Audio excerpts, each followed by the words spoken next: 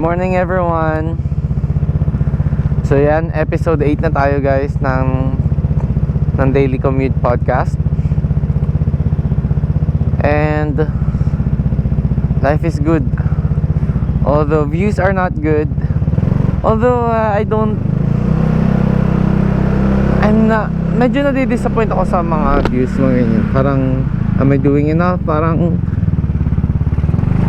views kasi yung basihan sa mga ganito. Though kailan lang naman ako nag-start, and I'm not supposed to think about views. Think about the longevity of this podcast. Grabe yun ah. Nag-iinaso.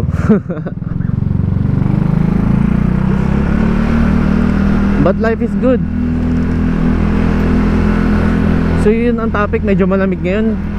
Hindi ako ready. Life is good mga pare. And yun ang ito-topic natin ngayon. Life is good. Kasi medyo na-captivate ako dun sa nakita kong post kagabi. It's about mental health. Malamig. Pilipit na pilipit ako. It's about mental health. And yung post is hindi ko siya na-memorize yung buong post. Pero ang punto ng post is like this. Madaming taong nagpapakamatay dahil sa babae, dahil sa pera, dahil sa kaibigan nilang tinridal sila, and ang daming factors. Parang na-depress sila, and then ayun, they decided to take their own life. Ang lamig guys, grabe. Parang kang nagmotor sa Baguio nung nakasando. Actually, mas malamig pa nga to sa Baguio eh. I'm qualified to say that kasi tumira ako sa Baguio ng ilang taon. Nag-aaral ako sa Baguio ng ilang taon. Kaya alam ko ang lamig ng Baguio. So yun guys, there are people who are deciding to take their own life kasi yun nga, nade-depress. Madaming factor. Pamilya, pera, romantic relationships, madami. And I'm not saying na those are invalid problems. Those are very valid problems. Pero dapat yun yung mga dinadaanan lang natin. Yes, it may hurt during that moment, pero it's not the end of everything. Yun nga, there's a Bible verse na sabi na this too shall pass, right? This too shall pass. And it's not only applicable sa sad moments. Is your situation very very tough right now? This too shall pass. Are you broke? This too shall pass. The Lord is giving you opportunities na maka-breakthrough dun sa season ng buhay mo na yon. Pero kahit ano pa man yung problema mo, that too shall pass, right? And it's not only applicable sa difficult moments. Even if you're winning right now, that too shall pass. A lot of things that will pass, right? Because the only constant in the world is inconsistency. You're not forever rich. There will come a time na your riches will fade away. Pwede mo siya ipamana kasi hindi naman tayo forever na buhay, di ba? Health, we're not always healthy. That too shall pass.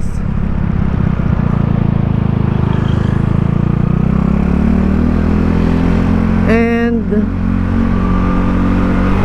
madali siya sabihin, pero ang hirap niyang i-live out yung that too shall pass. Kasi when you're in that moment, all you can think of is your problems, right? Lalo na if you're not that religious person, you don't have something to hold on to when you are facing those problems.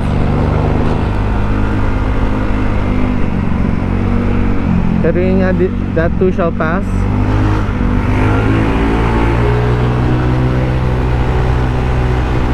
Ang lamig!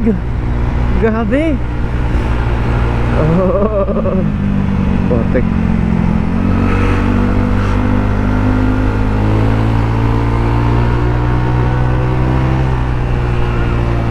So yun guys, wait lang, kakamot lang ako. The "this too shall pass" slogan, Bible verse, life verse for some people. Yun nga, hindi siya madaling i-live out. And actually, my grandfather is a victim of not letting things pass. So my grandfather took his own life, mainly family problem, a lot of things. Life is, during that time, life is not what he's expecting. He's expecting my father to get out of jail in a certain moment. My aunt is in Manila working. So ang hirap kasi wala siyang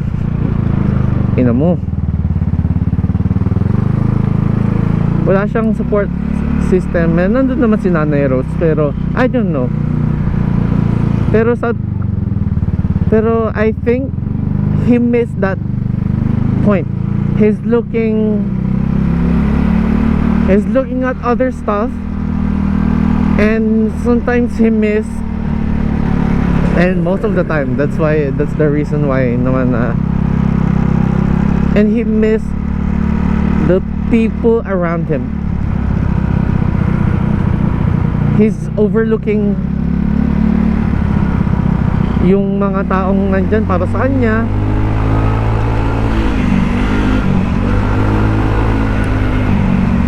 and hinahanap niya yung mga taong wala sa tabi niya. Sobrang problematic din kasi nung tito ko noong time na yun. I don't know, wala akong balita dun sa tito ko na yun, pero yung tito ko is nalulong sa sugal.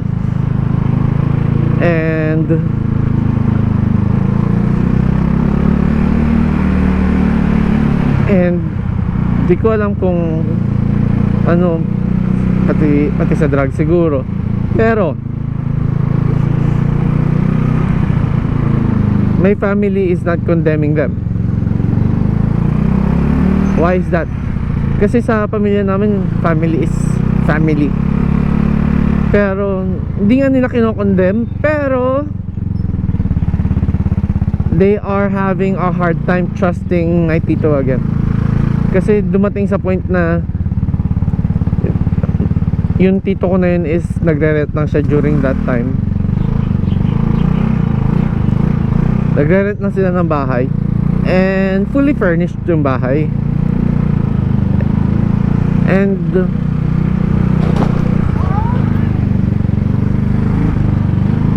nangyari dun, shocks, nangyari, bigla na sila natumba.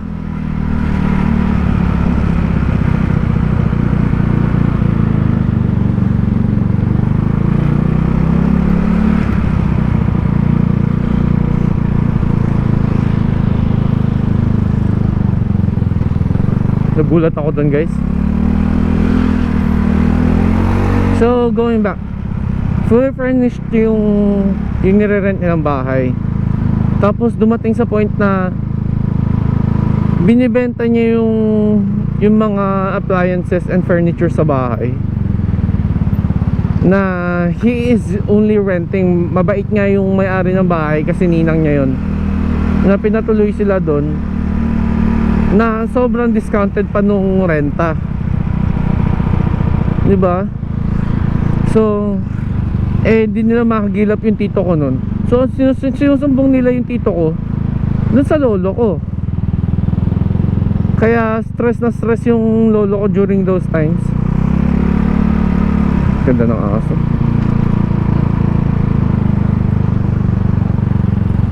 Stress na stress. Nagpatong-patong yun. Yung tito ko, yung papa ko, yung tita ko nasa malayo, diba? So having those problems, tapos and you're expecting certain outcomes sa development ng kaso ng daddy ko, ng papa ko, mahirap siya i-handle. And I think it got to him. So yun guys, I just want to remind everyone that whatever your problem is, that too will also pass. It's drizzling, umaambon-ambon.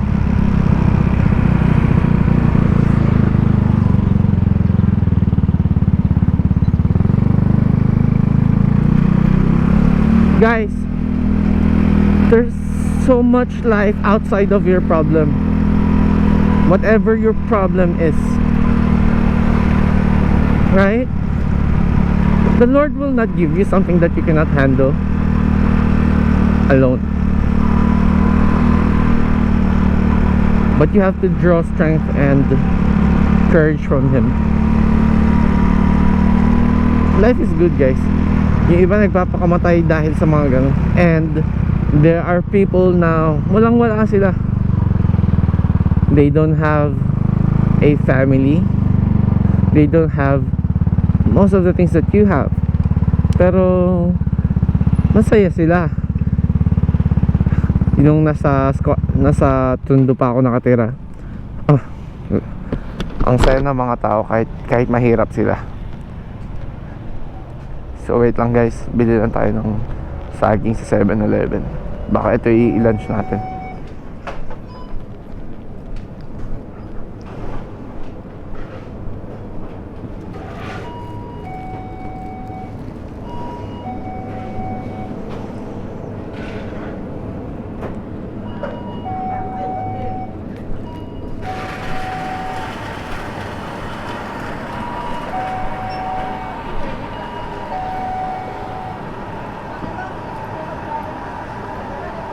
May 40 baht din.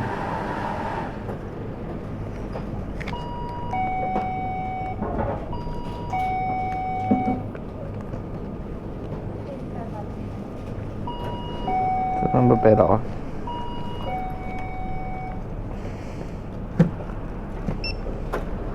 Medyo mali yung sequence na. Ay.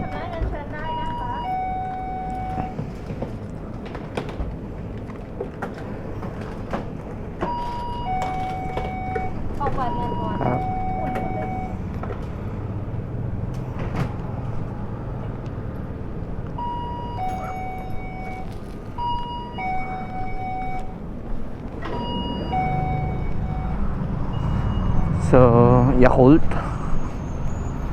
lang. Tapos ano, kasi nag-order ako ng chicken rice. Yun ang ibe-breakfast ko. Gutom na gutom ako.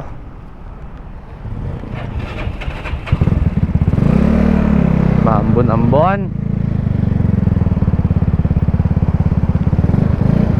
Gusto ko din naman magkotse, kaso hirap kasi ng parking sa school. And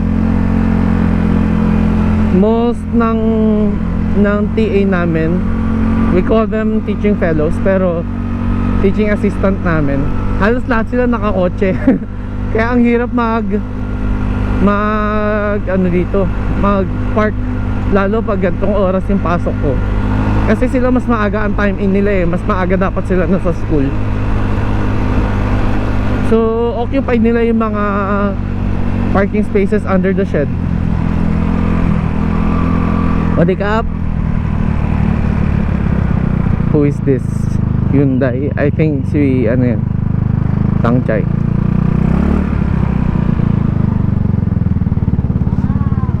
Good morning. I'll later. Eyelid lang. Actually, okay, make up. Okay. It's okay, raining. Yes.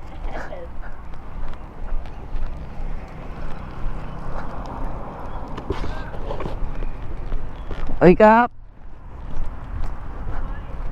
Morning. Sa loob. So, part 1 guys, signing off. Ito yung breakfast ko.